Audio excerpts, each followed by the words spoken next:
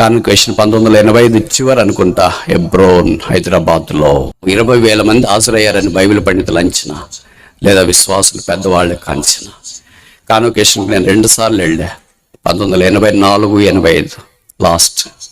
అప్పుడే రక్షించబడ్డాను. ప్రభు అంటే విశేషమైన ఆసక్తి ఉంది, కానీ ప్రయాణానికి డబ్బులు లేవు.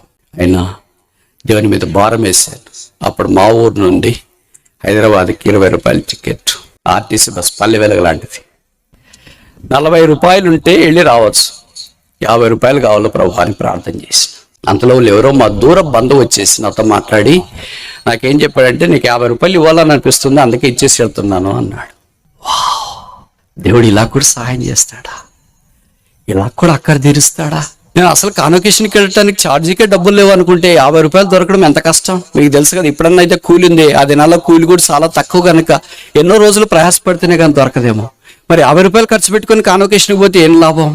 సైతాన్ చెప్తాడు కదా ఇట్లాంటి శాడిస్ట్ ఆలోచనలు. ఆ ఆలోచనలు పడిచేవని పెట్టి కాన్వకేషన్కి వెళ్ళాను. ఇప్పుడు మీ మాదిరి సూట్ కేసులు, బ్యాక్ ప్యాక్లు నాకు లేవు.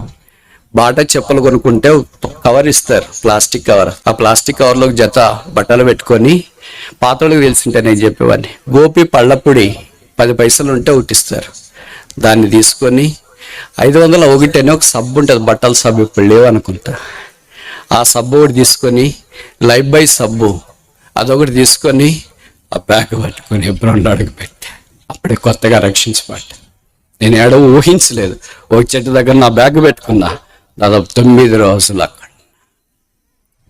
నేను ఏనాడు తలంచలేదు ఇలాగ మీ దగ్గర పరిచయం చేస్తానని. ఏనాడు తలంచలేదు హెబ్రోన్లో పరిచయం చేస్తానని.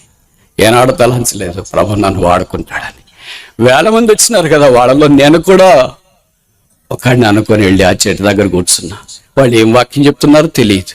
భక్సింగ్ గారు కూడా స్టేజ్ మీద కూర్చుని ఉన్నాడు. పెద్ద పెద్ద దైవజనులు వాక్యం చెప్తున్నారు. అప్పుడే రక్షించబడితే ఏమర్థమైద్ది? అందులో 3 భాషలు చెప్తారు. ఇప్పుడు మీ మాది ఒక భాష చెప్తే మీకు ఏమైనా అర్థమైద్ది? 3 భాషలు చెప్తే ఇంగ్లీష్ చెప్తారు, దాన్ని తెలుగు చెప్తారు, హిందీ చెప్తారు. అర్థమైంది కూడా ఎగిరిపోతుంది గాలికి. 3 భాషలు ఎలాగ అర్థమైద్ది? ఇంకా తప్పదు మరి, 3 భాషలు చెప్పాల్సిందే. రకరకాల మనుషులు భారతదేశం నుండి నలుమూల నుండి వచ్చేవారు. అలాంటి సందర్భంలో నేను ఏనాడో ఊహించలేదు, కానీ దేవుడు నాకు సహాయం చేశాడు. ఇది నా ద్రాక్ష తోటలో ఓ సామాన్యమైన పనివాడిగా పనిచేసే భాగ్యము దేవుడు నాకు ఇచ్చాడు. ఇది సహాయం కాదా? ఇది దేవుని యొక్క దర్శనం కాదా? ఇది దేవుడు ఆదుకునే విధానం కాదా? మనం నమ్మదగని వారమైనను ఆయన నమ్మదగిన దేవుడుగా ఉండి తన స్వభావానికి విరోధమైనది ఏది